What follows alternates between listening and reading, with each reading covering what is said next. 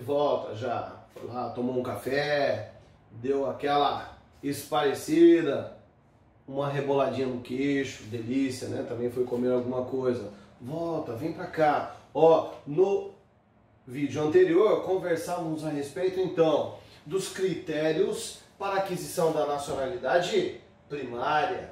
Critérios estes que os melhor dizendo, da linha A, local de nascimento. Nós falamos local de nascimento. Qual é o critério que se leva em consideração? O critério territorial, o critério ius solis. E na linha B, assim como na linha C, o que? Se leva em conta o critério sanguíneo. Critério sanguíneo. Critério sanguíneo também sabemos que não basta por si mesmo, então ele deve ser complementado. No caso da linha B, critério sanguíneo mais funcional. Falamos sobre isso também. Agora vejam, meus amigos, me permitam insistir na hipótese mais controvertida, aquela que foi inclusive objeto de modificação de uma emenda constitucional, e como eu conversei com os senhores, emenda constitucional número 57 emenda constitucional número 54 de 2007, né? Resultado aí desse movimento, conversamos no vídeo anterior, movimento denominado Brasileirinhos Apátridas, ok? Então, essa emenda constitucional número 57 alterou a linha C do inciso 1 do artigo 12 e também alterou o artigo 95 do ADCT. Então você que está anotando, deixei de fazer a menção na aula anterior, artigo também 95 do ADCT, ok? E alterou essa alteração, né, nas duas situações aqui do critério sanguíneo. Essa alteração na linha C excepcionou então essa regra do critério territorial. Excepcionou a regra do critério territorial para o quê? Para aplicar o critério sanguíneo,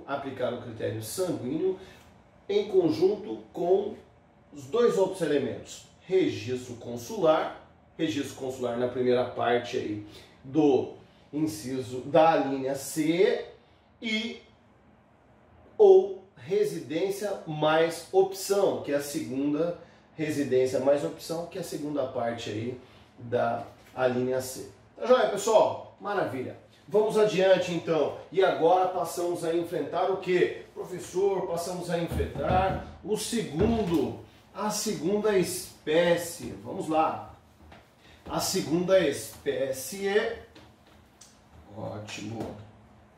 A segunda espécie de nacionalidade, ok? Que é a nacionalidade o quê? Secundária. Ou seja, aquela adquirida através do quê? De um ato de vantagem, que se verifica um ato volitivo, tem essa expressão tem circulado muito em provas. Um ato de vontade, um ato volitivo em que a pessoa estrangeira ou também, né, o apátrida, ele irá o quê? Fazer um requerimento para quem? Para o Estado.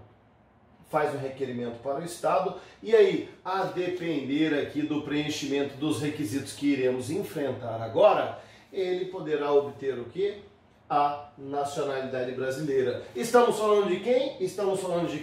Dos brasileiros, daqueles que são naturalizados. Tá certo? Naturalizados. Então, no primeiro momento, vamos lá, nacionalidade secundária, também denominada de adquirida, essa do inciso 2, que trata do quê? Trata de uma conjugação de vontades. Conjugação de vontades. Professor, está no plural? O senhor não tinha colocado no plural? Sim. Conjugação de vontades. Olha aí a caneta falhando. Conjugação de vontades. Vontades de quem, professor? Vontades tanto do estrangeiro, do apátrida em requerer, quanto do Estado. Aqui nós conversamos a respeito do quê? Olha, vejam bem, a respeito de dois princípios que falamos a respeito deles na aula anterior. Princípio que informa aqui essa vontade do Estado, que é da atribuição estatal, e do indivíduo, da pessoa estrangeira, que é o princípio da optabilidade, porque ninguém é obrigado a optar, a tornar-se o quê? Um naturalizado. Joia? E por parte do Estado, o princípio da atribuição estatal, isso já foi tratado nas aulas anteriores. Tá joia? Vamos lá. Então estamos falando aí dessa nacionalidade secundária, nacionalidade adquirida. Vejam, essa conjugação de vontades, nesse primeiro momento eu gostaria de chamar a atenção dos senhores para o seguinte fato. Professor, sempre foi assim? Sempre se exigiu conjugação de vontades? Vejam bem, meus amigos, a resposta é não. Olhando para a nossa atual ordem constitucional, sim, manifestação expressa da pessoa em requerer do Estado. Mas isso ao longo da história, um pouquinho, né, de um contexto histórico importante, circula muito em prova. Vejam, sempre foi assim, professor? Essa exigência de um requerimento, de uma manifestação expressa por parte do estrangeiro? A resposta é não, não. Então vejam, por que não? Vou colocar aqui ao ladinho, aqui, ó. Porque, meus amigos, no início, né, do povoamento do nosso país, nós tivemos o quê? Tivemos uma situação em relação à nacionalidade que é denominada de grande naturalização. Grande naturalização. Olha aí, coloca essa observação no teu caderno aí. Observação, OBS 1. Ó, a primeira observação da nacionalidade secundária. Nós tivemos a ocorrência do que a doutrina chama de grande naturalização. Grande naturalização, ou também denominado de naturalização, olha aí, tácita, naturalização tácita. E o que vem a ser essa naturalização tácita e quando ocorreu, professor? Essa naturalização tácita, ela ocorreu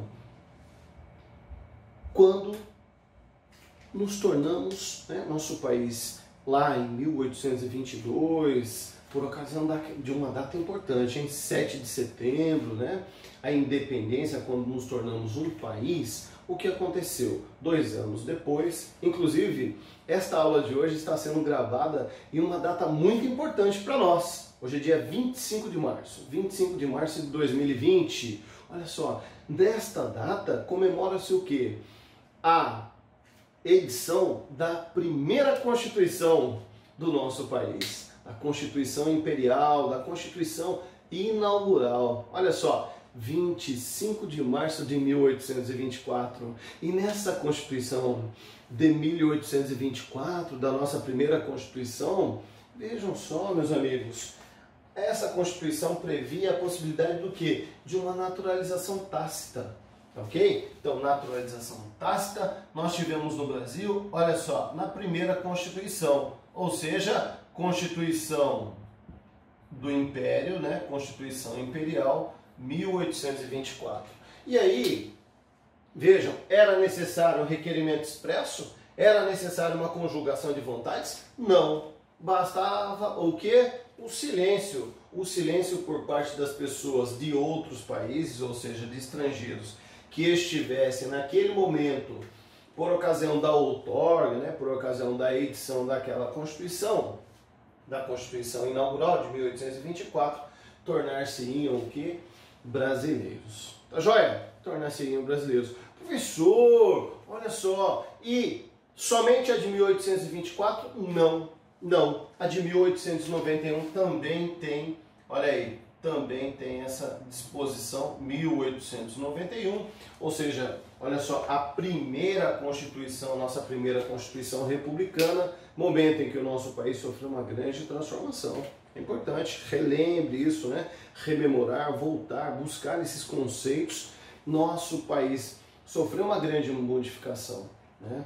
Na verdade, houve a proclamação da República em 1889, em 15 de novembro de 1889, e a partir daí mudou-se também o que? A nossa forma de Estado. ok? Deixamos de ser um império, deixamos de ser um país unitário e passamos a adotar o que? A exemplo, né, dos Estados Unidos, passamos a adotar o modelo federado, ou seja, nos tornamos uma federação. Tá joia? Dê uma olhada nisso com calma, isso é objeto de aulas também, que nós já trabalhamos isso e se você quiser consultar, dê uma consultada, tem uma aula específica que trata dessa questão desses modelos de Estado, da confederação e da federação, tá certo? Então vejam, professor, sempre essa é a pergunta que circula aí em provas. Vejam, professor, sempre se exigiu aqui no Brasil a manifestação expressa?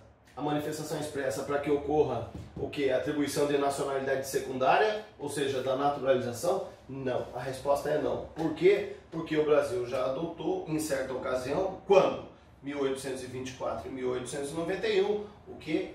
A naturalização tácita, também denominado pela doutrina de grande naturalização. Tá certo? Só mais um detalhezinho. Ó, OBS 2 e a gente avança aqui nos assuntos. Veja, meus amigos, é importante que fique claro que este modelo aqui, ó, tá, de naturalização tácita é muito característico de países o quê? Países novos, ok? Só esse adendo para que os senhores, né, façam essa observação para enriquecer os teus estudos. É muito característico de países novos, ou seja, a população, né, o povo, melhor dizendo, não confundir, né, população com povo, mas o povo brasileiro estava o quê? Se formando. Então, é característico essa espécie aqui de naturalização tácita, né, dessa grande naturalização tácita, em que não se reclama o quê? Uma manifestação de vontade expressa por parte dos estrangeiros, países que são chamados de países, vou colocar em outra cor aqui, ó, países de imigração, ok? Países de imigração, países, né, novos, por assim dizer, que estão iniciando aí a formação do seu povo e que recebem muitos o quê? Muitos estrangeiros, ok? Foi esse o caso do Brasil. Agora, veja, então, por esta razão, estes novos países adotam o que? Retomando um pouquinho aquilo que conversamos na aula anterior, são países que adotam como critério para a atribuição da nacionalidade o que? O critério territorial. Vejam, basta um nascimento em solo brasileiro, no nosso caso, para que o que? Para tornar-se um brasileiro, para tornar-se um nacional. Agora vejam, guardadas aquelas ressalvas que nós já conversamos. Agora vejam, então isso é característica de país de imigração. Os países né, mais velhos, mais antigos, não. O critério adotado por eles, geralmente qual critério é? É o critério sanguíneo, porque são países de imigração. Ok? Na contraposição aí, né, em contrapartida do outro lado, se contrapondo à imigração, são países de emigração. Ou seja, países que permitem, ou no caso aí, né, dentro desse contexto aqui que estamos falando aqui, do início do povoamento do nosso país, países que permitem ou encaminham, até mesmo mandam os seus nacionais para esses novos, né, para os novos países. São países de imigração, por isso que eles mantêm esse vínculo com os descendentes dos seus nacionais, mantêm um vínculo através do quê? Do vínculo de parentesco, de ascendência. Tá joia? Fica então esse detalhamento. Passamos então ao que? Passamos a dar uma olhada aqui então nessa questão da nacionalidade secundária a partir do que? A partir de suas duas espécies. De suas duas espécies, não, de uma classificação que é feita aqui. Essa nacionalidade secundária, ou seja, a naturalização do inciso 2, ela irá aparecer como? Em dois, olha aqui, ó, vamos ver se fica bacana assim, ó, um quadro didático. Ó, inciso 2, a linha A. Vamos dar uma olhada? Olha só, inciso 2, a linha A. A linha A. A doutrina costuma, os doutrinadores costumam classificar e denominar essa hipótese do inciso 2, a linha A, como naturalização o quê? Ordinária. Então vamos colocar aqui, ó, naturalização. Naturalização. Vamos lá. A hipótese então da linha A seria o quê? A naturalização ordinária. Vamos aí, anota aí. Naturalização ordinária. Joia, naturalização ordinária. Professor, e a linha A do inciso 2? Então, olha só, o inciso 2 agora, a linha B. Perdão, me perdoe, as madrugadas fazem isso conosco. Naturalização da linha B é denominada de naturalização, olha só, meus amigos, de naturalização extraordinária. Joia? Naturalização extraordinária. Então veja, olha aqui, ó. Em relação à naturalização, teremos então a linha A e a linha B. A linha A, naturalização ordinária, a linha B, naturalização extraordinária. Todos do inciso 2 do artigo 12. Tá joia? Então vamos lá. Vejam bem, meus amigos. Essa naturalização ordinária constante lá do artigo 12. Vejam, do artigo 12, como está aí? Pega na tua, busque aí, vamos nos localizar na legislação. Vamos nos localizar na legislação. Opa, peraí. Artigo 12, vamos lá, vamos fazer a leitura. Se localizou? Olha aí o que prevê a linha A do inciso 1 do artigo 12. Vamos lá. A linha A, inciso 1 do artigo 12. Vejam, meus amigos.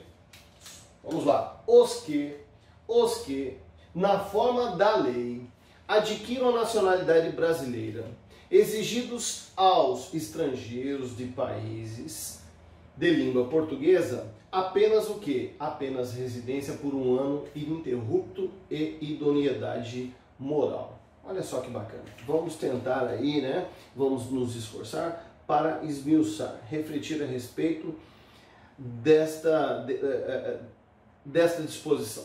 Vamos lá. Os que na forma da lei. Vejam, meus amigos, olha só.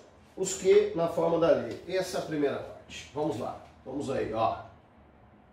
Os que na forma da lei.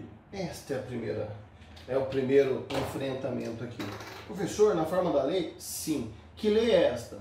Professor, que lei é esta? Os que na forma da lei. Meus amigos, toda vez, gravem isso, toda vez que a Constituição colocar assim, ó, lei, somente lei, e não somente lei, esta lei será o quê? Ordinária. Essa é uma regrinha de ouro, uma dica bacana para ti. Olha só, falou na forma da lei, somente lei será sempre lei ordinária. Por quê, professor? Porque existe, os senhores sabem disso, o artigo 59 da Constituição Federal, que trata das espécies legislativas. Ele nos traz o quê? As várias, as 7 espécies de leis que o nosso país possui.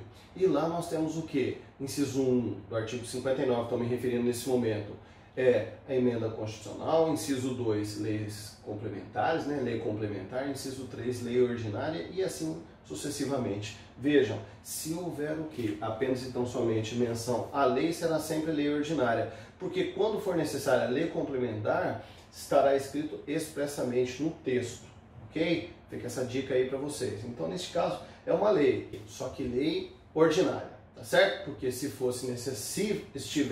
houvesse a necessidade da edição de uma lei complementar, estaria expressamente escrito lei complementar, iria disciplinar essa matéria. Agora vejam, prestem bem atenção. Que lei é essa, professor? Que lei é esta? Esta lei é a lei, vamos lá, esta lei é a lei, já falamos lei ordinária, é a lei 13.445. 13.445 de 2017. Lei 13.445 de 2017. Esta lei revogou a lei que tratava desse instituto anteriormente. Que lei que tratava disso anteriormente? Era o Estatuto do Estrangeiro. Era uma lei de 1980, lei 6.000, olha só, 6.815 de 1980. A 13.445 de 2017, olha aqui, ó, de 2017, acabou o quê? Acabou por revogar. Fez a revogação do quê? Da 6.815 de 80. É importante que os senhores tenham o quê? Tenham isso em mente também, né? Essa cronologia, essa mudança, superveniência legislativa em relação ao Instituto da Nacionalidade. Agora vejam, meus amigos, me perdoe. Vejam, meus amigos, então os que na forma da lei, aí ó, os que na forma da lei adquiram a nacionalidade brasileira. Vejam, os estrangeiros que na forma da lei podem adquirir a nacionalidade brasileira? Sim. De que maneira? Quais são os requisitos? Quais são as características, os requisitos, os critérios exigidos? Estão todos nesta lei aqui, 13.445 de 2017. Tá certo? Agora vejam, essa primeira parte. Segunda parte, exigida a quem? Olha só, no segundo momento, aqui, ó, em preto, vamos nos manter fiel. Ó, exigido a quem? Aos originários vou colocar, ó, de maneira destacada, vou colocar aqui embaixo, de países de língua portuguesa. Olha aí. Vejam, não podemos confundir aqui, ó, portugueses, tá? Originários de países de língua portuguesa. O que se exige a estas pessoas, a esses estrangeiros que são originários de países de língua portuguesa para adquirir a nacionalidade brasileira? Se exigem dois critérios. Que critérios são esses? Olha só, os critérios são residência por 1 ano ininterrupto. Então olha só, o critério é residência, olha aí, 1 ano, ok? 1 ano. Agora, cuidado pessoal, 1 ano ininterrupto. Residência por 1 ano ininterrupto, mais idoneidade moral. Vamos lá, olha só os requisitos constantes aqui do inciso 2 da linha B do artigo 12. Vejam, estrangeiros podem adquirir a nacionalidade brasileira? Resposta positiva. Professor, de acordo com a naturalização ordinária, o que se exige? Os requisitos estão onde? Na lei. Primeiro aspecto. Estão todos lá na lei. Nós devemos consultar. Agora, vejam. Professor, se encerra aqui a linha A? Não. Segunda parte. Segunda parte da linha A. Olha só. Segunda parte aí da linha A. Aos originários de país de língua portuguesa, residência por 1 ano, mais idoneidade moral. Tem uma carga aqui, por óbvio, meus amigos, eu não posso me estender, mas tem uma carga aqui muito subjetiva que seria idoneidade moral, né? Algo para a gente refletir e aprofundar, ok? Mas nesse instante, idoneidade moral mais 1 ano ininterrupto. Agora, coloca uma observação. Coloca aí uma OBS no teu caderno, porque isso aqui tem circulado em provas e é interessante que você tenha essa informação, até para que numa arguição, né, melhor dizendo, diante de uma arguição, tem aí alguns elementos para dizer, doutor, digamos que os senhores sejam questionados nesse sentido, país de língua portuguesa, poderia me dar um exemplo? Sim, perfeitamente. Quais seriam os exemplos? Vamos colocar então, Gamão, anota aí, Gamão, Guiné-Bissau, Cabo Verde, Macau, né? Vejam, até mesmo Portugal e Timor-Leste. Portugal, coloca um asterisco aí, vai ficar didático. No teu caderno vai ficar bacana o teu manual caseiro.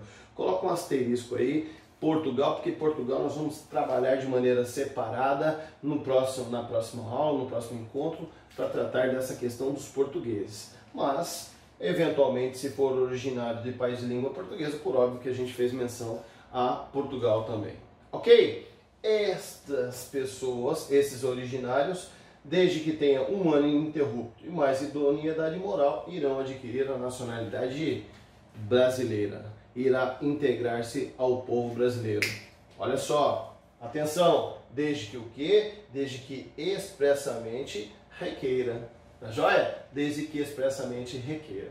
Agora, professor, e os requisitos, né? Os pormenores aqui, constantes da linha B. Olha só, essa nacionalidade, essa naturalização, melhor dizendo, essa naturalização é denominada de extraordinária e também de quinzenária. Olha só, e também de quinzenária. Eu vou colocar aqui, ó, na extraordinária, quinzenária. Olha só, e também denominada de quinzenária. E por que, professor? Por quê? Olha só, porque aqui o critério muda. Olha aqui, ó, olha só. À medida que aqui aos originários de países de língua portuguesa, nesse caso da naturalização extraordinária, poderá ser o quê? Vamos manter fiel à cor aqui, ó. Qualquer, olha aqui, ó, qualquer estrangeiro. Ou seja, qualquer estrangeiro. Acho que, veja, penso que ficaria até melhor o quê? Qualquer estrangeiro, coloca assim então, vamos colocar assim, ó, de qualquer nacionalidade. De qualquer outra nacionalidade. Ok? Maravilha. E neste caso, quais seriam os requisitos? Quais seriam? Olha aqui, pessoal, por que quinzenária? Né? Por que quinzenária? Porque os outros dois requisitos serão o quê? Vejam, serão o quê? Residência.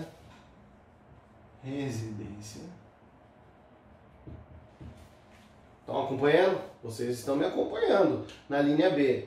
Então, neste caso, olha só, diferentemente do disposto na linha A, na linha B, qualquer, né, estrangeiros de qualquer nacionalidade, ok? Agora vejam, ó, nacionalidade extraordinária ou quinzenária. Por que se classifica também como quinzenária? Porque quais são os requisitos exigidos? Olha só, residência aqui no Brasil, porque, ó, como que está a literalidade do texto? Por mais de 15, por mais de 15 anos. É o primeiro requisito. Vamos dar uma olhada? Quer dar uma olhadinha? Olha só a literalidade do texto. Olha a literalidade do texto aqui, ó. Os estrangeiros de qualquer nacionalidade residentes na República Federativa do Brasil há mais de 15 anos, e esses 15 anos também o quê? Ininterruptos. Olha só, residência por mais de 15 anos ininterruptos. Por mais de 15 anos ininterruptos e sem condenação penal. Então vamos lá, residência mais o quê? Ó, sem condenação penal. Estes são os dois, deixa eu separar aqui para ficar legal. Esses são os dois requisitos exigidos pela a linha B, a naturalização extraordinária, naturalização também denominada de quinzenária. Qualquer nacionalidade, estrangeiro de qualquer nacionalidade, residência por mais de 15 anos, ininterruptos, mais o quê? Mais sem condenação penal. E por óbvio, meus amigos, vejam a parte final, desde que requeiram a nacionalidade brasileira. Olha só que interessante, desde que requeiram. Desde o início da aula anterior, eu disse aos senhores o quê? Olha, cuidado, né? Disse até, olha, cuidado, e a casquinha de banana, o engasga-gato, brincando aqui, nesse estudo da nacionalidade será sempre o quê? O desde que. Olha aí, ó, o desde que. Ou seja, é condição para se adquirir a nacionalidade, a naturalização extraordinária quinzenária, o quê? O requerimento, olha só agora como ficou bacana, o requerimento expresso. O requerimento expresso ao Estado, desde que requeram a nacionalidade brasileira. Tá joia? Aí vejam bem, meus amigos, fechando então esse assunto. Esse desde que tem gerado discussões e isso foi parar onde? Foi parar na Suprema Corte, ok? A quem irá dar a interpretação final, né? Final da Constituição, né? Desses dispositivos, quem fará aí a interpretação final desta norma. E aí o que acontece? Entende-se porque, desde que requeiram, a jurisprudência do Supremo Tribunal Federal tem se orientado em que sentido? Que uma vez preenchidos esses requisitos aqui, uma vez preenchidos os requisitos para concessão da naturalização extraordinária, da naturalização quinzenária, constante do inciso 2, a linha B do artigo 12, o estrangeiro passa a ter o quê? Direito subjetivo. Um direito subjetivo. Então, neste caso, esse estrangeiro, desde que preenchido estes requisitos, ele passa a ter um direito subjetivo à naturalização. Ok? Então vejam, olha só, dentro daquela visão que nós falamos da atribuição estatal, ou seja, a nacionalidade ela é atribuída exclusivamente por quem? Pelo Estado. Uma vez preenchidos esses requisitos, torna-se direito subjetivo do estrangeiro. O Estado terá o quê? Que conceder essa naturalização. O contraponto é o seguinte, neste caso aqui, não. Neste caso, não. Neste caso fica um pouquinho diferente em razão do quê? Desse critério subjetivo, em que se depende de um ato discricionário do chefe do Poder Executivo.